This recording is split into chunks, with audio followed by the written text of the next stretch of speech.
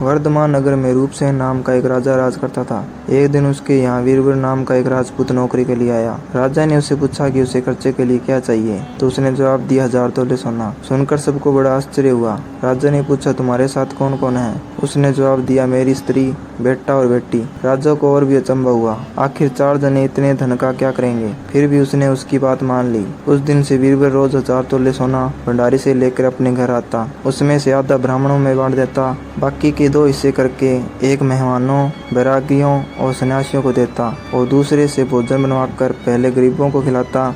उसके बाद जो बचता उसे स्त्री बच्चों को खिलाता और आप खाता। उसका काम था कि शाम होते ही ढाल तलवार लेकर राजा के पलंग की चौकीदारी करनी।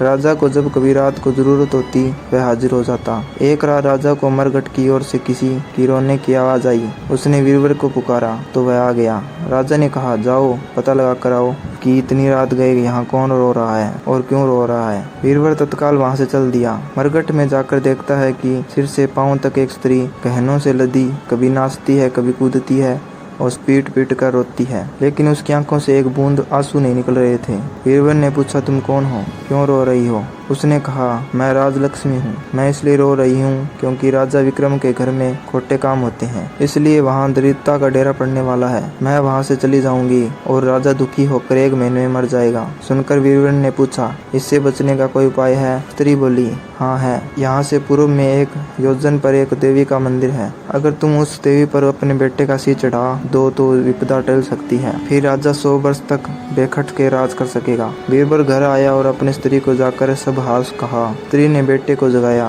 बेटी भी जाग गई। जब बालक ने बात सुनी तो वह खुश हो गया और बोला आप मेरा शीश काट कर जरूर चढ़ा दें। एक तो आपकी आज्ञा, दूसरे स्वामी का काम, तीसरा यह देव देवताओं पर चढ़े। इससे बढ़कर बात और क्या होगी, आप जल्दी करें। बीरबल ने अपनी स्त्री से कहा अब तुम बताओ। स्त्री बोली स्त्री का धर्म पति की सेवा करना है। निंदान 4 जने देवी के मंदिर पहुँचे। बीरबल ने हाथ जोड़कर कहा हे देवी, मैं अपने बेटे की बलि देता हूँ। मेरे राजा की 100 वर्ष की उम्र हो।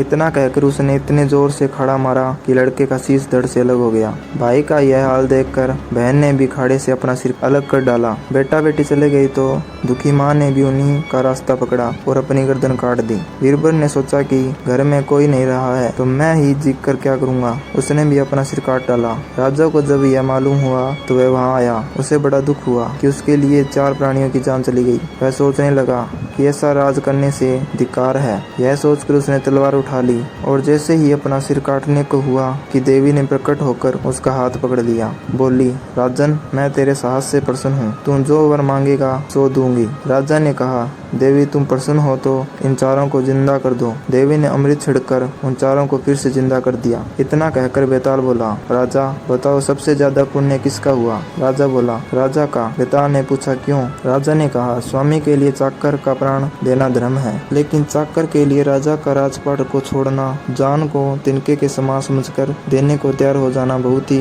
बड़ी बात है। यह सुन बेताल गायब हो गया और पेड़ पर जा लटका। बेचारा राजा दौड़ा दौड़ा वहाँ पहुँचा और उसे फिर पकड़ कर लाया तो बेताल ने चौथी कहानी सुनानी शुरू की। दोस्तों आगे की कहानी सुनने के लिए हमारे चैनल को सब्सक्राइब कर दें और वीडियो पसंद आई हो तो एक लाइक जरूर करें।